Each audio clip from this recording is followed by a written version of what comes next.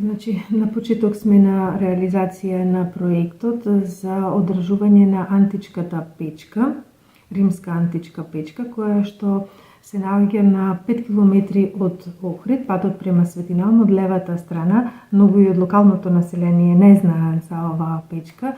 Таа беше од вандализам, исчкртана со графити, па сето тоа се исчисти, се премачка, се консолидира, се китира и сега останува уште кровот, заштитниот кров врз неа да се поправи и да се обележи. Ете така едно, да кажам, од поубавите од оваа година проектчиња што многу ги значат за локалното население и за посетителите што ќе гравитираат према плажите. Така, на многу фреквентна делница, ето не знаат дека постои. Таа печка е добро сочувана.